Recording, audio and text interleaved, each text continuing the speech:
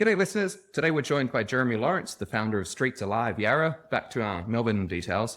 We'll be obviously chatting about streets, especially in Melbourne, around the world. Some good, some bad policies. Barnaby will probably come up as well. He lies in the streets. Yeah, it's a perfect place to make a phone call, isn't it, Jeremy? Anyway, we'll also talk some controversies coming up. I guess they have happened, but they'll come up again in the episode. Anyway, let's get going.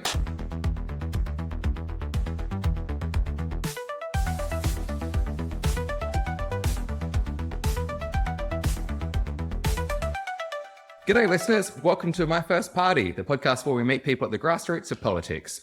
My name's Owen Miller, I'm a candidate for the Fusion Party. With us as usual, the man that Brunswick doesn't deserve, but what is it? Gets, what's that Batman thing they say? Batman. Anyway. Pal. Anyway, Peter Kargiotis, our regular co-host. I messed that up, sorry. Jeremy, so we were chatting about streets. As we were saying before, isn't it the best place to have a phone call? If we want to lie down, chat with someone important, where's a more comfortable place than the street? Well, streets are public spaces. You should be free to do what you want. Allegedly. Nothing wrong with a phone call. But I wonder, so thinking about, street policy, often one of the issues that comes up is bicycle lanes. It seems to divide people, like left-wing parties versus right-wing parties. And bikes and pedestrians. Well, exactly. It's a good separation that the bike lane separates some people, but, why is it, such a philosophical divide? Do you have opinions on this? I'm not sure.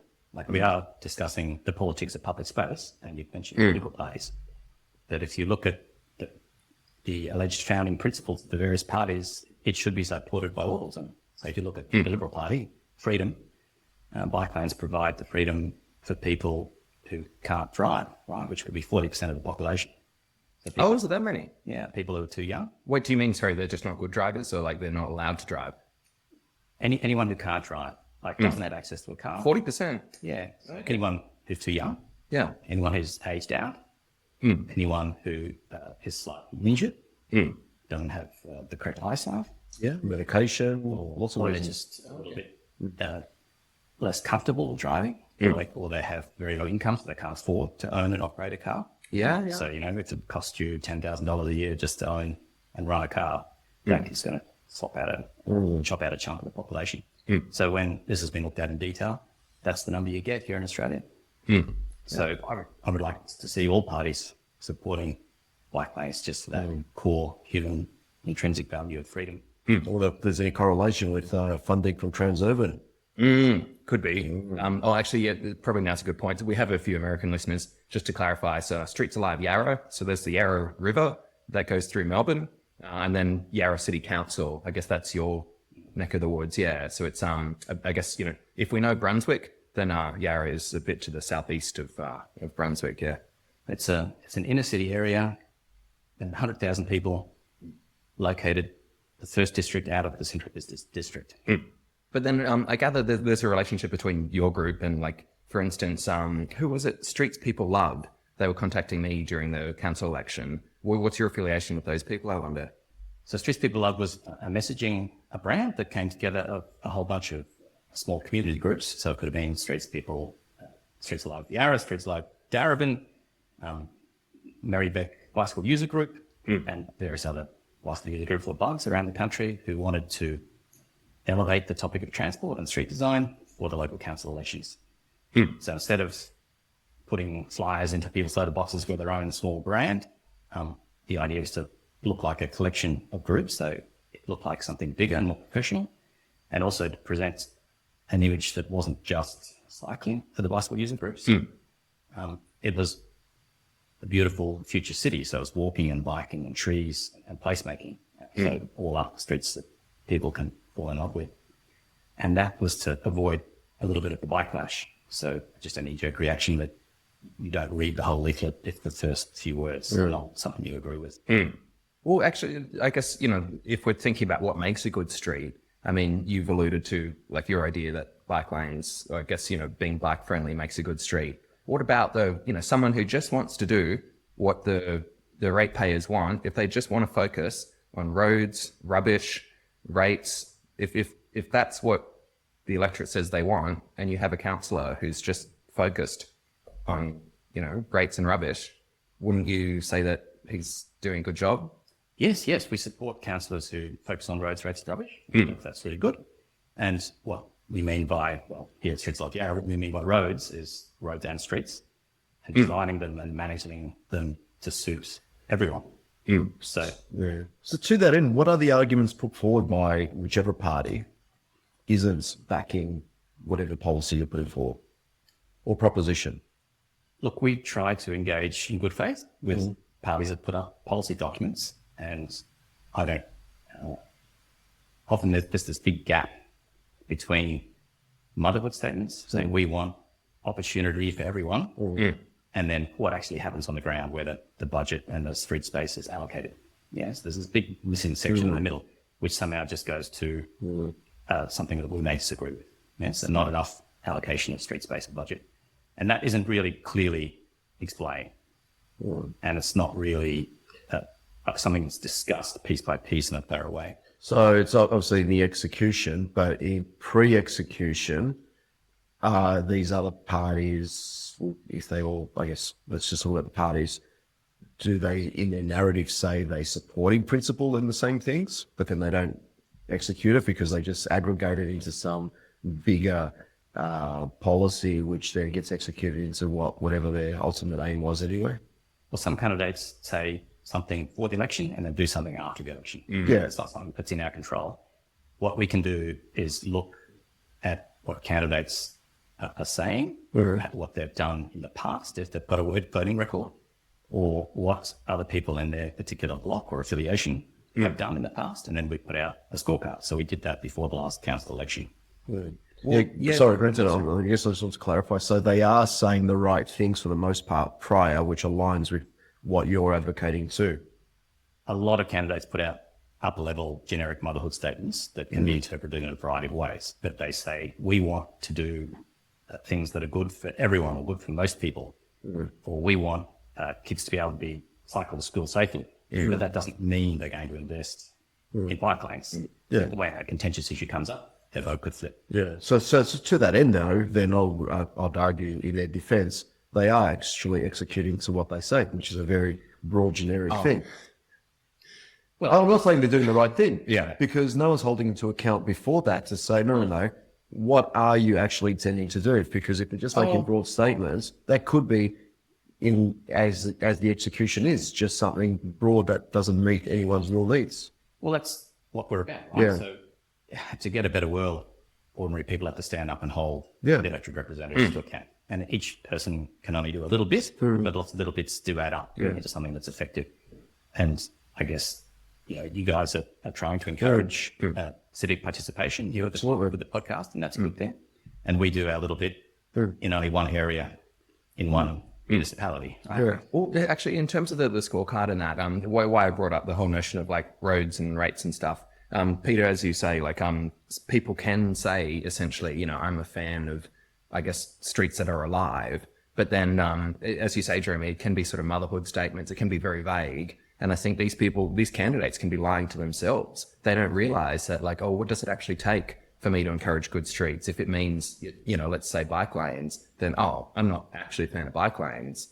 And so, someone like you would say, well, therefore you're not actually a fan of good streets.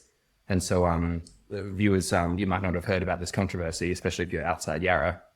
But there was this headline in the Herald Sun, for instance. Well, that's one of Murdoch's, isn't it? Anyway, the headline is, council candidates accuse Streets Alive organisation of being Green's front after biased election ratings.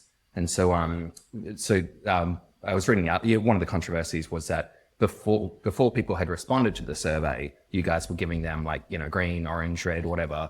And, I guess I can see one side, if it's like, if you leave it completely blank and don't try to infer, their score at all, then why wouldn't everyone just sort of fail to respond? If you give them like a red, if you read between the lines, you can see like this person doesn't seem very aligned.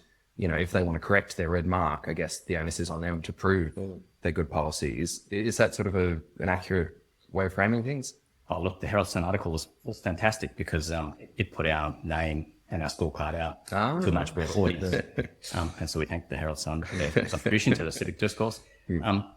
There's all sorts of candidates in an election, and they have all sorts of timelines for responding to surveys. So, for example, you might stand and you might get emails from 50 different community groups that you didn't know existed before each of a survey on some little thing. So it's perfectly fine for new candidates to be slightly overwhelmed and struggle to get back in a reasonable time frame. However, we can't just cancel our scorecard or put it on Just hold leave them mostly indefinitely.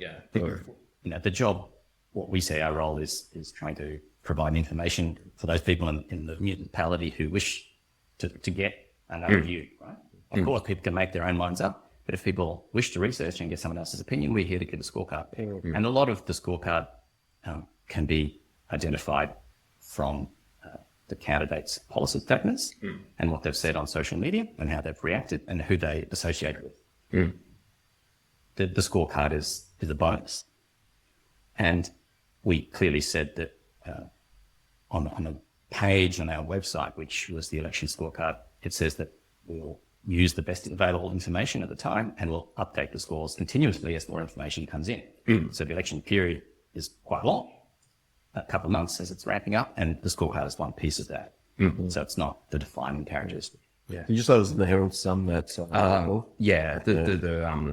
controversy. Yeah, well, first and foremost, the fact that it's from there, put too much credit on it. And secondly, even the way it just reads, it's nothing more than, similar to a Donald Trump soundbite of fake news. Hang on.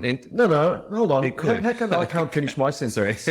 So just putting a statement out and saying, that, the scorecard, be alarmed, these people are just green fronts, is nothing more than how Trump says, fake news, don't listen to it. If you really want to understand if they are, follow the money. Where's the funding coming from? For the Herald Sun. Yeah, so if their readers want to understand, is this the people who create the scorecard up front for the Greens? Okay, let's see the funding. Who backs them? Actually, who does back you? Donations from members. They're very low budget. Are they Greens members as well? No, so I'm saying if there is a nexus between the Greens and them, fine, then that can be drawn. But just throwing a statement out, that's my point. Throwing a statement out is nothing more than a Trump-esque soundbite, fake news. Because anything, he doesn't like is, and it became a soundbite, fake news. You don't want to actually have a discussion. There was something though. Okay. Oh, of course, bring it up. Okay. So Jeremy, I don't blame you. You're not part of this group, but Streets People Love, who is organising. I'm part of Streets People Love. Oh, okay. Yeah. So which one was it? The Merribeck one. Yeah. So on the Merribeck scorecard, I was given 4 out of 5 ticks, and the Greens were given 5 ticks, and there were only 8 questions. They were all yes, no. I agreed with all the survey responses, and then I asked these people, how come I only get 4 ticks and the Greens get 5 ticks, even though I agreed with all of your policies? And they said, this year we're relying on a more nuanced analysis and not survey responses alone. As you were saying, some people essentially lie in the survey. Obviously they've checked out my website, think like, oh wow, Owen isn't going to follow through, doesn't actually stand for this. I don't know what they're thinking, but so how it worked is Streets People Love was an umbrella organisation giving a common website for all of the community groups from different local government areas to present in a uniform, consistent manner, and get more traffic through one central portal. And the scores were allocated by the local groups. So if there was an election in Merribeck, it would have been a couple of groups in Merribeck that got together and collaborated on the scores. It wasn't done by head office, right? So it would have been Merribeck Bicycle User Group and Walk on Merribeck and maybe Climate Action Merribeck or whoever the groups were at the time. So you kind of have to ask them. Who knows? Did they have a waiting for voting track record? And they mentioned that there was a notion about history, but it was my first council election, and then I happened to stumble across this independent woman, Emma Burrows. The fact that she's independent sort of is a useful comparison to me, considering that neither of us were with the Greens. But yeah, so She's a suffragette. I don't know. Keep calling her an independent woman. Anyway, I think that was her first election as well. Okay. Anyway, she got 5 out of 5. So anyway, I thought these Merribeck people, bad. 4 or trust- 5 sounds pretty good. Well, okay. Yeah.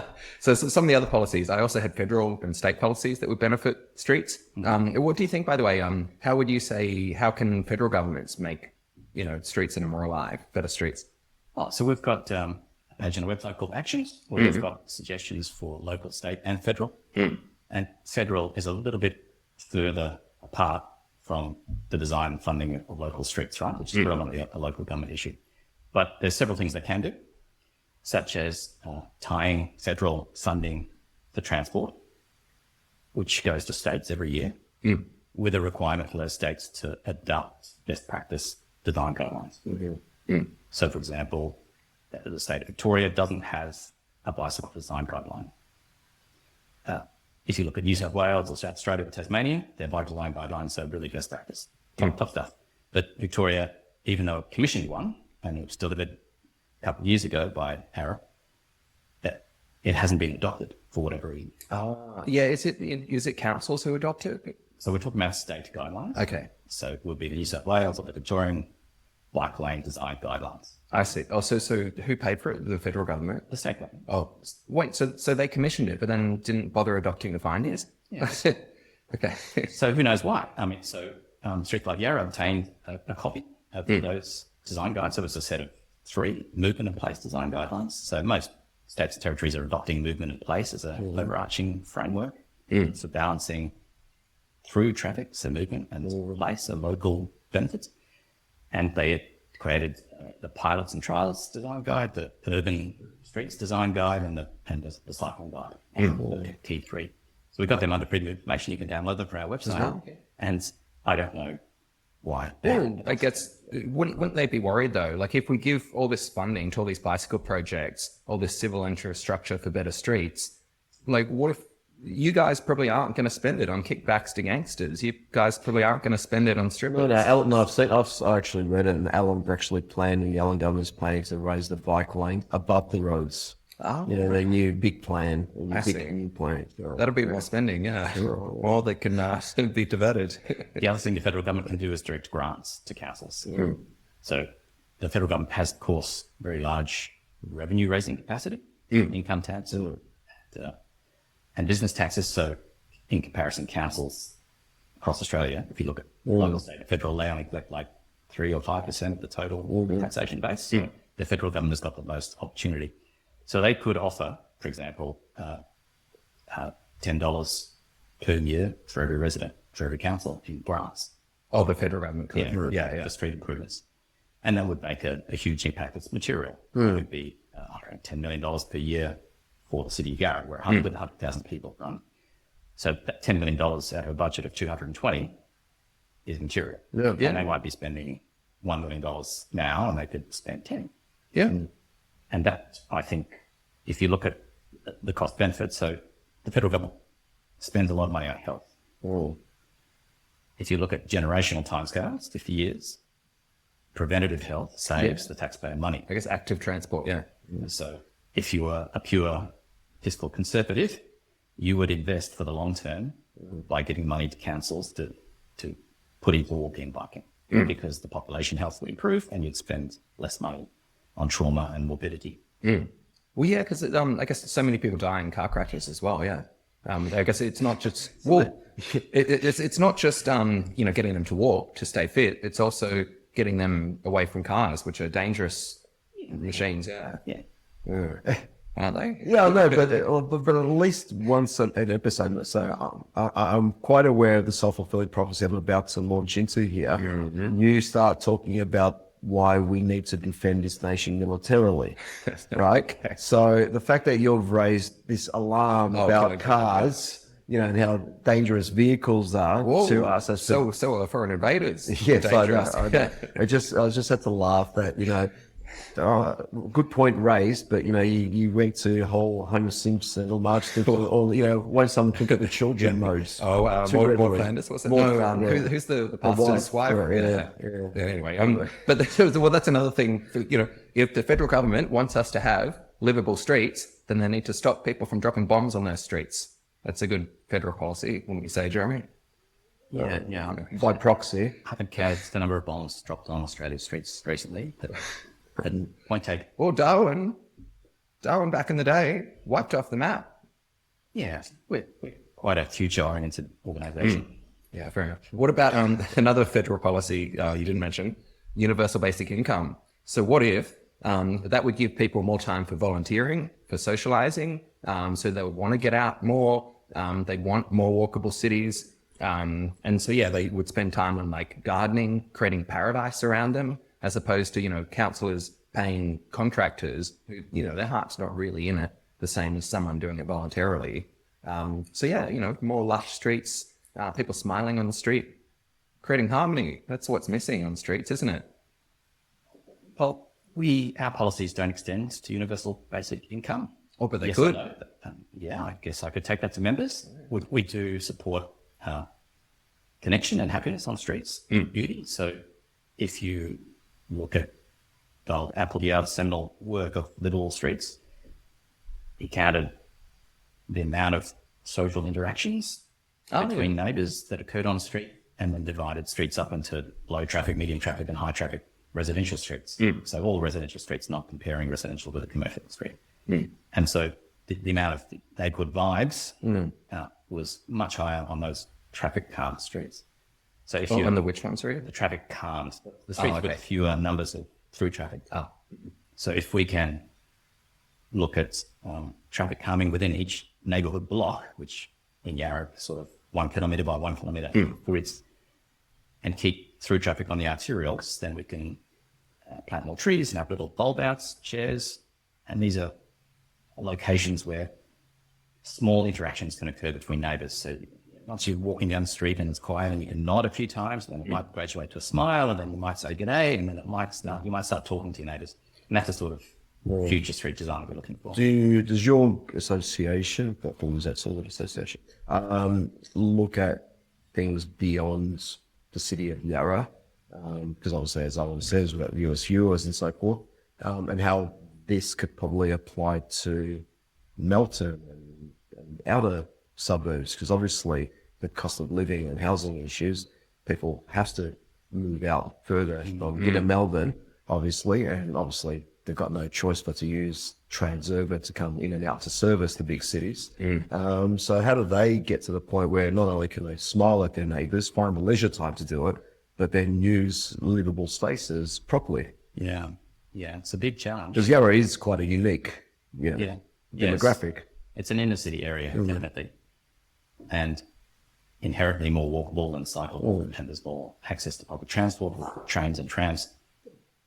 By design. Yeah. Look, Melbourne is spreading out, and it's a failure of integrated transport and land use planning. You can. I would actually just say that it's actually by design done that way, and by budget as well. As if It succeeded. If you want to keep your donors happy. Yeah.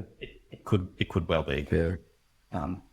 I guess what I'm commenting on is what the academics and the researchers tell us, that we should have done it differently. 100%.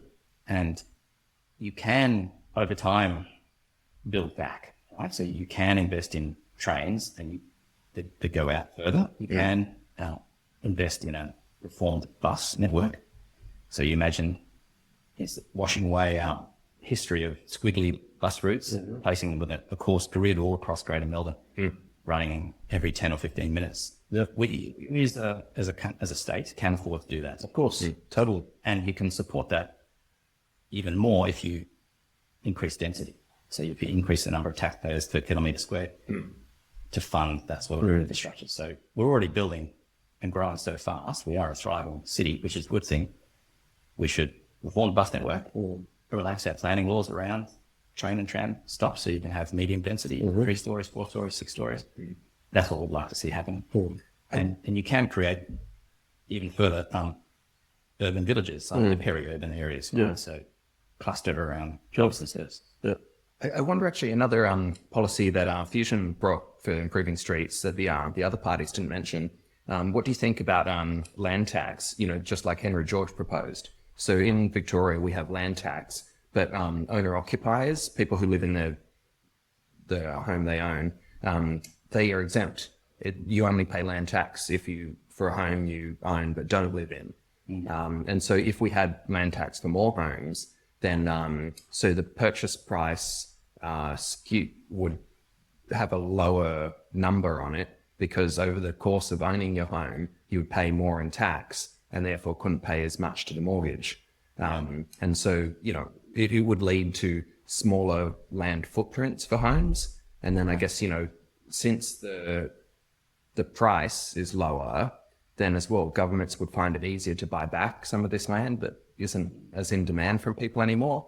And so, governments could create nature corridors, bike lanes, high-speed rail lines more cheaply. What's not to love?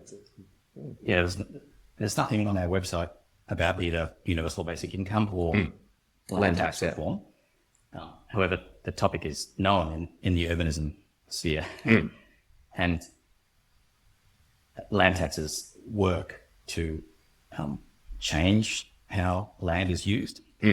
So if we had land taxes applying uniformly across the state, then we'd naturally see fewer single-family homes occupying a large block, naturally see more density around train stations.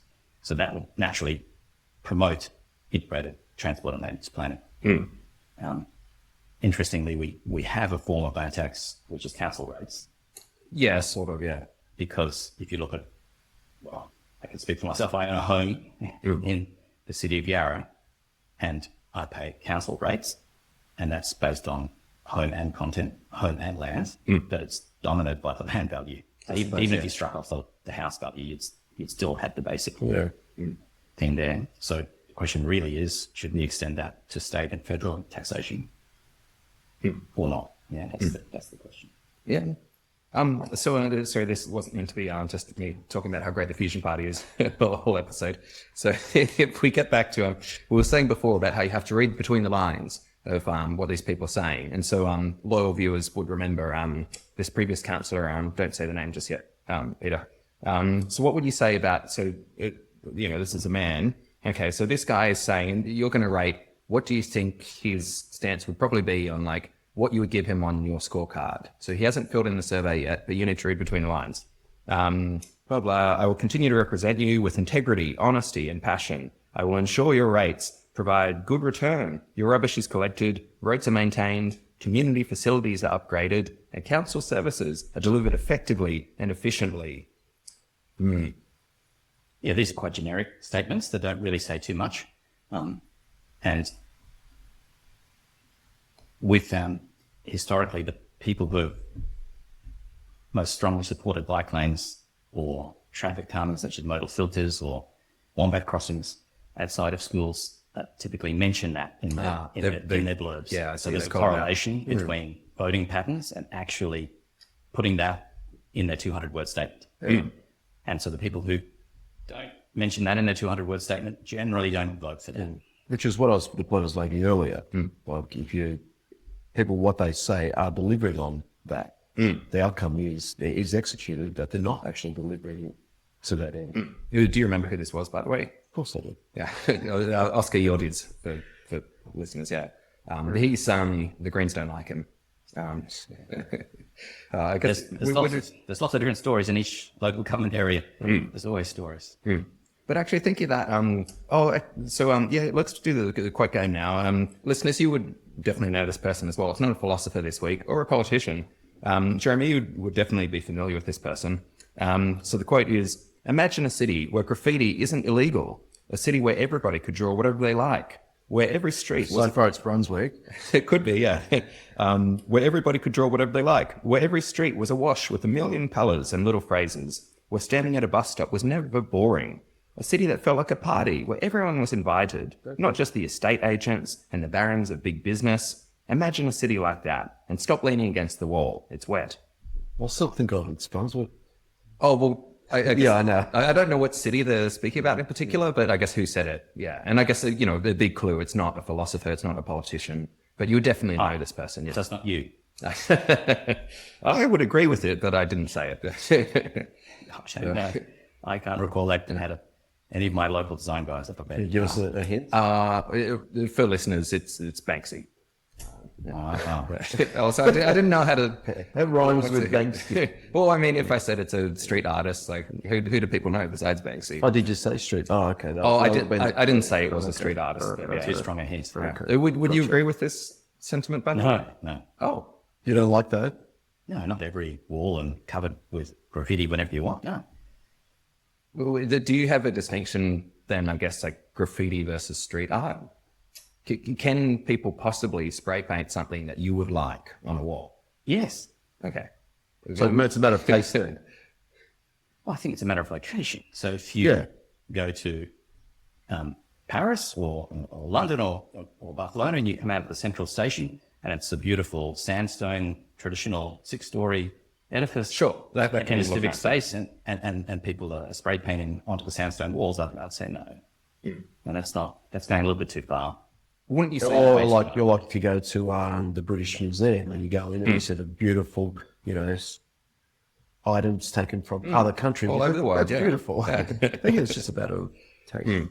Well, hang on. To be fair, if you wander around Brunswick, I guess lots of the spray paint art that you see, it's just ugly stuff behind it. Wouldn't you agree? Sometimes in Brunswick, the graffiti makes it even uglier, but often it makes it more appealing, I would say. So one of our values at Streets Alive Yarra is beauty, the world of beauty. And so we would like to see streetscapes that are engaging on a human level. A lot of that comes down to a fractal nature of how we perceive the environment. So we evolved in forests and natural landscapes, which have a very fractal detail level. Yeah, the trees. And you see that in traditional architecture with a lot of ornamentation.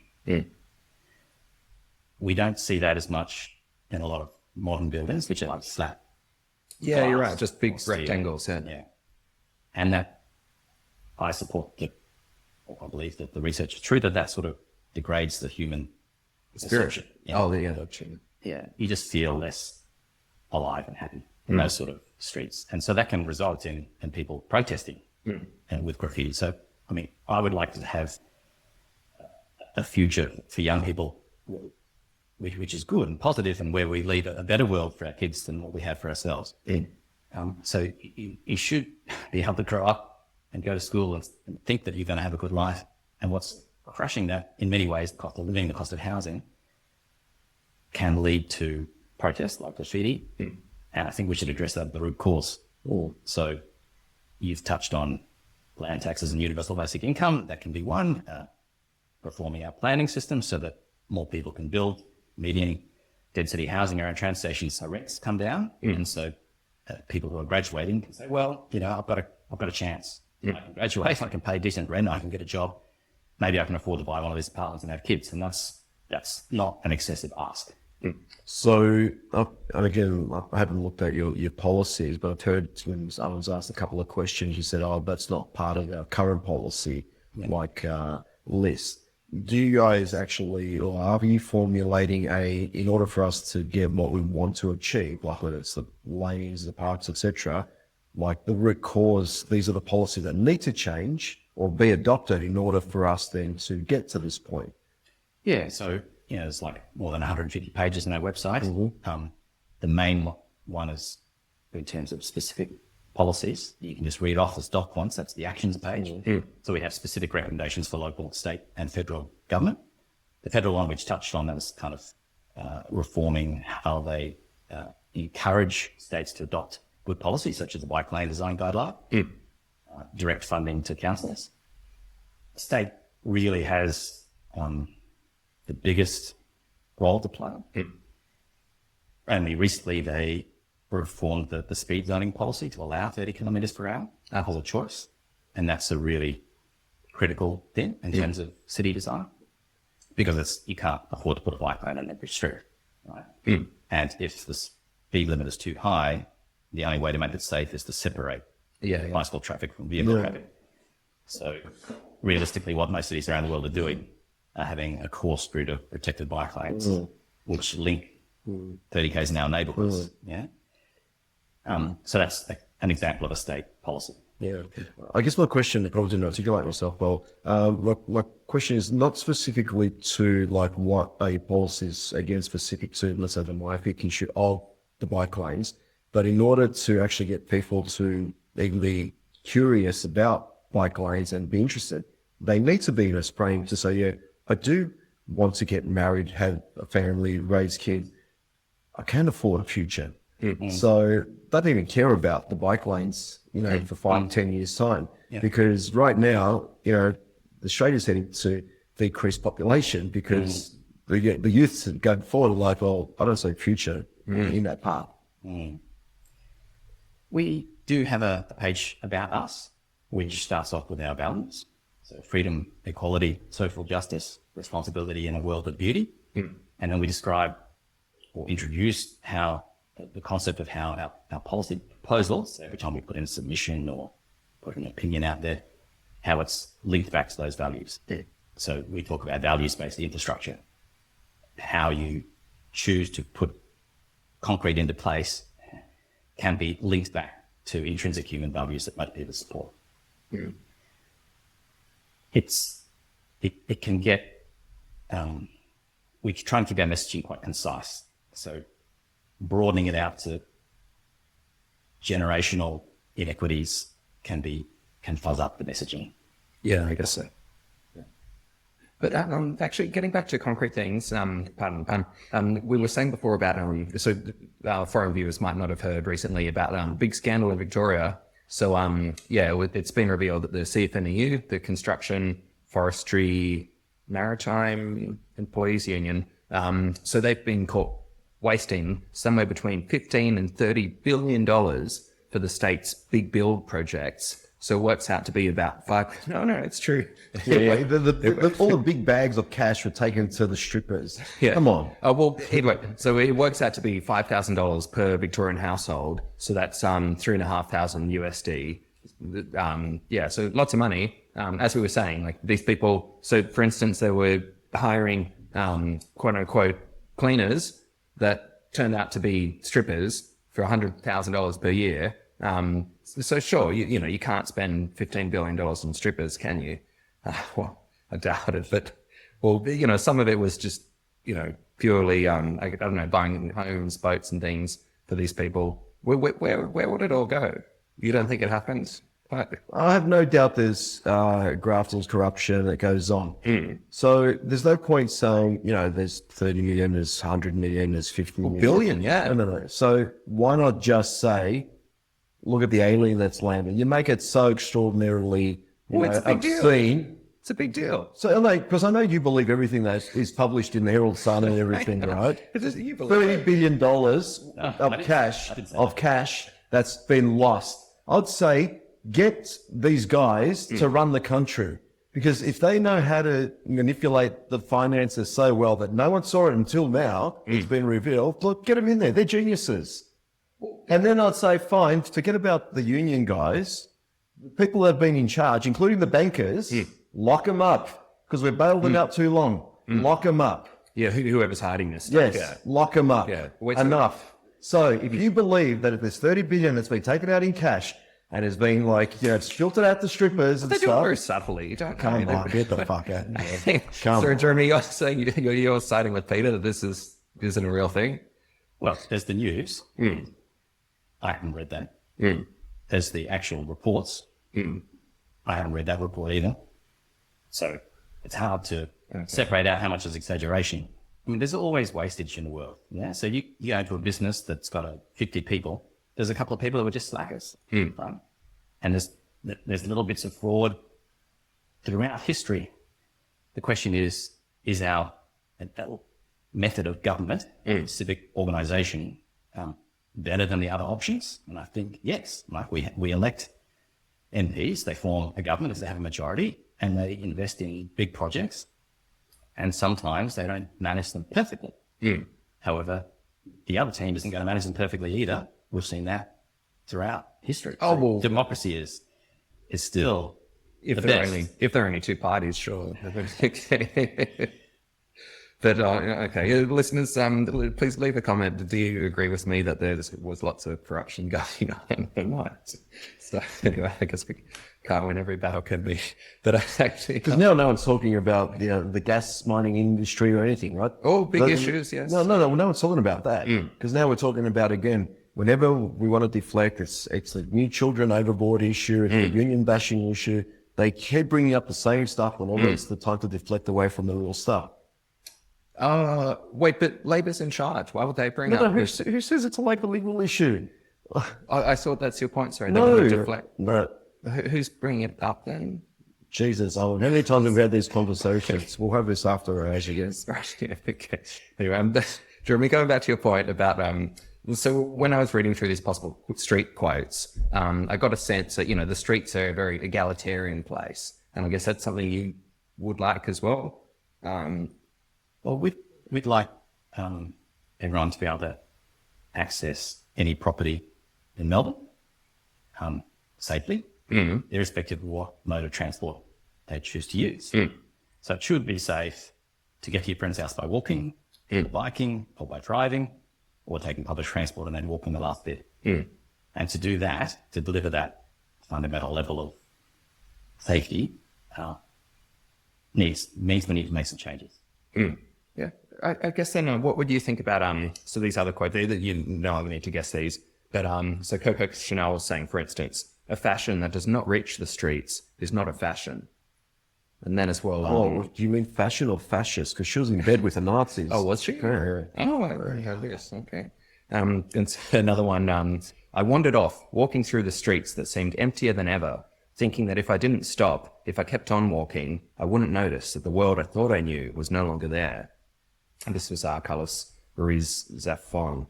But I guess in both quotes, you see this notion that like the street is the embodiment of culture. It's the embodiment of the world. It's how you relate to the rest of the world. And so I guess like if we could have streets that are even more egalitarian, then, that would have such like, would shape the mindset of everybody so much.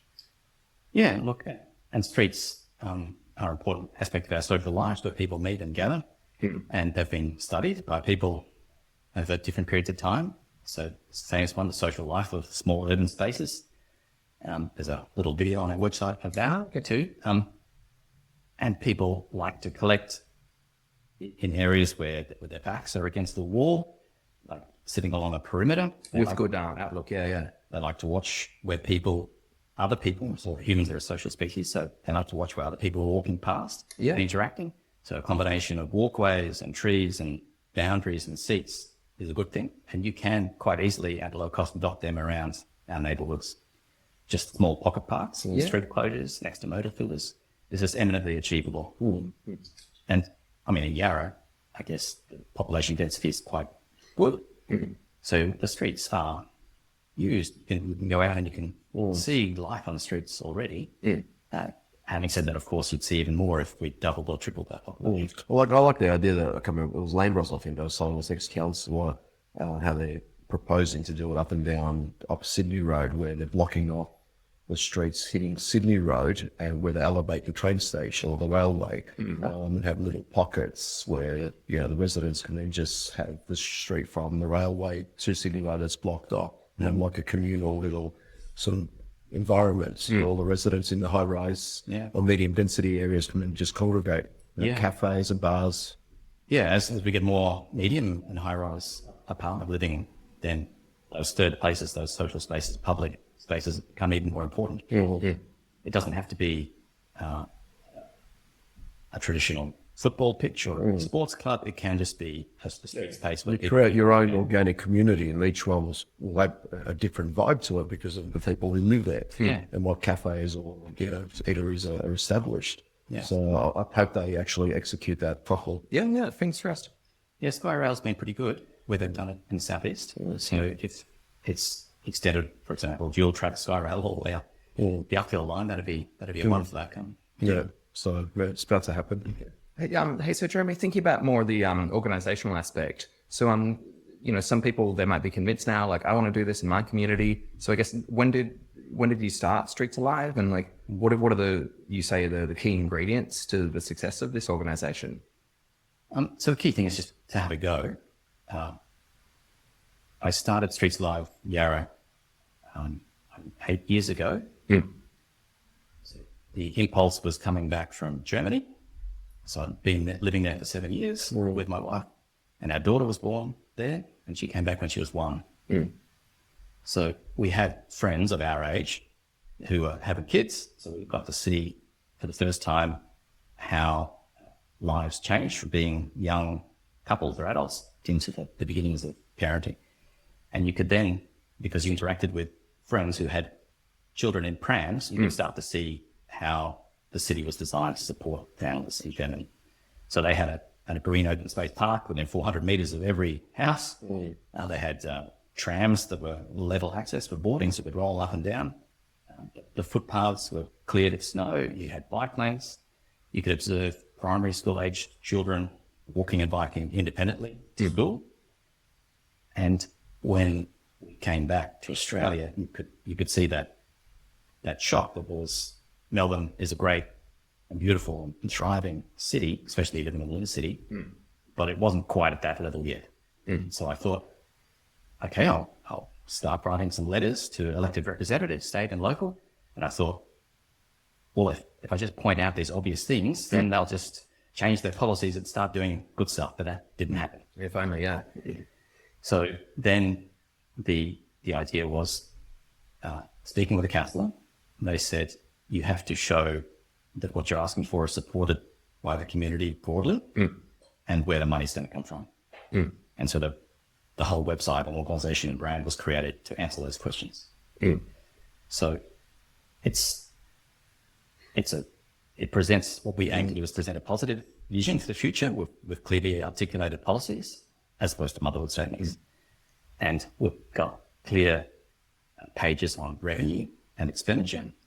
So how this concrete or bike lanes and footpaths can all be paid for. And there's a section as well called community support, where we'll trawl through all the previous surveys that we could find to show that actually most people do want this sort of stuff. They do want their kids to be able to walk or bike to schools. They don't have to be the chaperones. They do want to have more freedom for their lives. They want to have their children to have a sense of independence and association with the city. So kids who make their own way naturally are better at navigating. They know distances and just that sense of awareness and agency. People also, when asked, say that they want older people to be able to age for longer in their own home, which we interpret to mean realistically on the ground, you need to be able to walk, perhaps with a walker or electric mobility device, to shops and services. Which means you need a footpath network, you need wombat crossings, it needs to be safe to cross the street, which supports 30 k's an hour, and lower speed limits and traffic calm neighbourhoods. And so if you add those two together, support for kids after the age of 18 and support for people above the age of 70 who just want to age for longer in their own neighbourhood and maintain their friendships without being parked off in an old person's home, then that's actually a neighbourhood that supports everyone, right? So you get young couples who have moved out of home, they're maybe renting, they're trying to save up for a home deposit. It would be good if they didn't have the financial burden of owning and running 1 or 2 cars. So if they could get around walking or biking to the city for their job or using public transport to get a slightly further away job, then they can save $10,000 per car per year, right? Then there's even more pressure when you've got a child. Maybe one person has to work part-time or get into the workforce. So again, it comes back to need to have infrastructure so that mums or parents, whoever's parenting, can add their kids to childcare, either with a bike trailer or a pram, and get on the trains and the trams. So most tram stops in Yarra don't have level access. And we see protests here in Merivale as well. Disability Resources Council. Protests.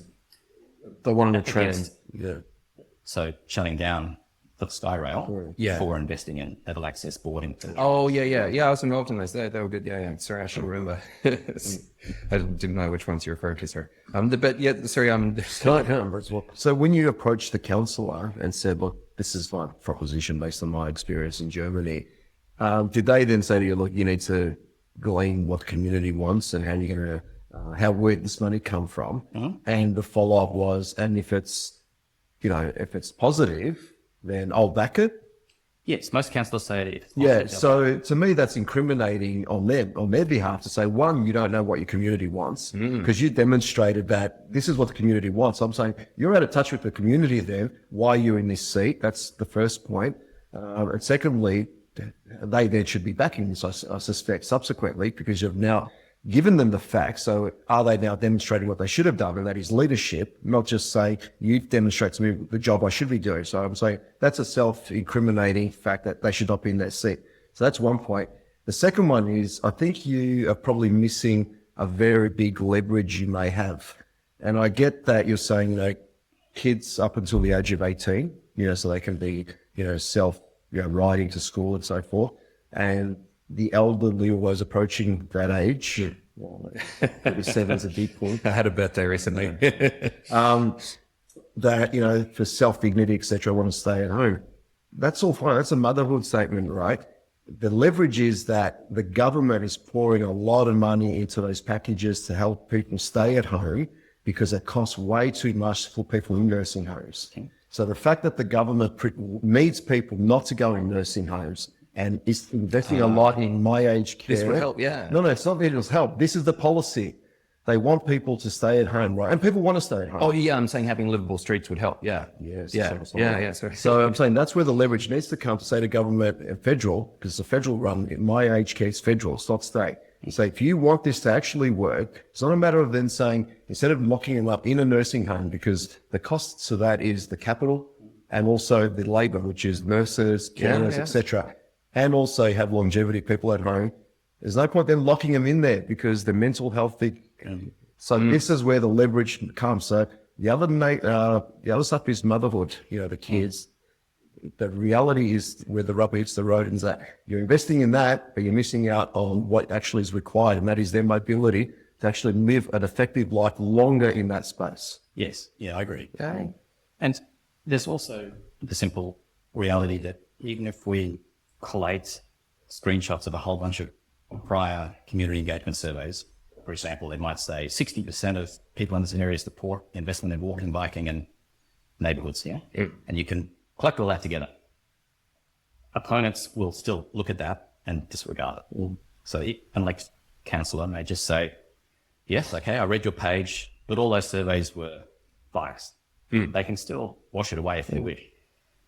And the other aspect is that councils are the closest sort of level of government to people. You can generally meet or phone and speak on the phone with your councillor or email them and ask for a meeting. And the councillors, many councillors try and do a really good job and say that they're listening. However, the feedback they get tends to be self-selecting and biased. So the 5% of people who call their councillors most often, from what we've seen, are the people who oppose change. Yeah, people like what they're comfortable with. My point is, go to federal. This is not a local issue. Your leverage is federal because the federal money is where the my age care and with the elderly is at, and they will put pressure on, as you're saying, to link funding to what's required locally. I think financially it makes a lot of sense. Also with population health. The trick is to making it salient for an election. Yeah, that's it. So they have to do this. The funding is linked to my age care. They've changed the laws in legislation in November because obviously the money was just thinking it was going to different places. So there's a lot of focus on getting people to stay at home. Well, actually, I wonder as well, Jeremy, you said 65, whatever, big portion of people support, this stuff. Do you find it's a bit similar to climate change in that, I was getting all these emails, all the people saying, I want to vote for climate. And then, Fusion had easily the most out there policy and emergency climate action. And yet, we only got 1% in Wells, for instance. So all these people saying this is what we care about. Yeah. But then it turns out, well, actually, we're going to re-elect Labor. Yeah, but as I said to you as well, the way you branded your policy, because I'm not Fusion. you first time I spoke to you, you said one of our policies is nuclear power as an option, and I'm like, you can't push that in Brunswick. Well, No one's going to listen to the rest. They could have voted Greens, for instance. People think of the Greens as a climate party, and they still re-elected Labor. Either way, my point is, many people say that they care about climate, or let's say bike lanes or whatever. Do they actually care enough about streets for them to actually vote this way? So many people make decisions quickly based upon emotions or some other short-circuited process, as opposed to sitting down and reading documentation. Like engineers are predisposed towards getting all the information in order, making a logical conclusion. That if most people are living their lives, they may only allocate a very small amount of time to thinking about local, state, or federal politics and policies. They may make a decision on who they're going to vote for half an hour before voting. I guess that's where your scorecards come in. Yeah, and that may be normal, right? So the trick is to somehow have messaging that has saliency and cut through. And so people may not have read your policies. They may have said, oh, there's 6 candidates. One of them is a fusion party. I haven't heard of them before. I'm just going to ignore it because my brain is full and I really only know about these 2 major parties and they're the only ones that have a chance of winning. So it's a waste of my time. If you talk to them over a coffee over a longer period of time, and they might say, well, yes, I understand how preferential voting works. I support preferential voting in a democracy. And if I knew all the parties, I would absolutely put the good ones 1, 2, and 3 because I know my vote is going to go to one of the major parties eventually. But the fact is people don't spend that amount of time on it. And so if you door knock past the families in Marybeck and ask them, do you want your kids to be able to walk or bike to school? They might say, yes, lovely. And would you be able to accept this trade-off? Because there are trade-offs. They might even say, yes. Because they might have holidayed in a beautiful Paris or London or a village in Italy and seen how it could really work. But that doesn't mean they are going to allocate enough of their time to call or email the local councillor during an term. They may just be full with taking their kids to school and cooking dinner and working out how to get a slightly better job. So the feedback is dominated by this, by the people with free time. Yeah, I guess It's back to your basic income thing. Yes, Give them the time to ponder those things. Yeah. Well, but I got it. So people who visit your site, who sign up to your newsletter, you feel that they do indeed stick to sort of your voting guides? Well, I hope so. I mean, that is naturally a self-selecting cohort. Right? Yeah. So we could post on social media and people might see our brand and they might go, oh, what's this about? And they may choose to subscribe to the newsletter. And eventually they may start to get a few of the interdependencies that are occurring in cities. So if you encourage a mode of transport A, then you need a certain allocation of space to get that. And then you have negative externalities. There's all sorts of trade-offs that you have to think through. But that's a complicated, nuanced topic. You can't just put it in a single A4 sheet of paper. And especially when people have a status quo bias. So something is the way it is. And they assume it's for good reason because that's the simplest heuristic. Yeah, of course. But in reality, it wasn't really thought through properly. It's just the way it sort of evolved, little step-by-step changes. Yeah. Hey, so Jeremy, before we finish up, if viewers want to check out your site, where's this? You can find us on Streets Alive Yarra. Just do a search. And then I guess if, let's say, American listeners now, they think this is a great idea, I want better streets, I guess, are there any resources there? Well, there's lots of groups in the States, of course. A big one that has many local chapters is Strong Towns. So they're, of course, focused on the financial sustainability of cities or villages all across the States, how urban sprawl is destroying their economic viability. So they can't raise enough revenue to pay for the roads and the upkeep, plumbing and the sewerage. So they're spiraling further and further into debt, which means they need to upzone and go back to a traditional urban core. That's a little bit different to Australia's really big capital cities. Of course, but the same fundamental principles apply. And then if people want to get more involved in the Yarra version, you guys have like regular events or anything? Yeah, so just reach out by email We have catch-ups down there.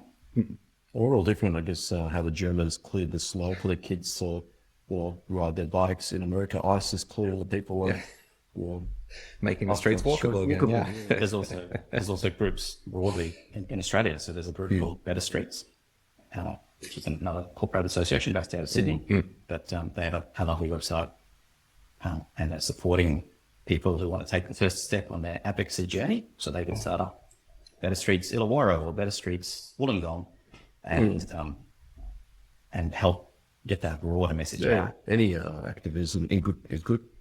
Yeah. Okay. Jeremy, Lawrence, thanks a lot for joining us today. It's a pleasure. Yeah. Thanks. So, Owen.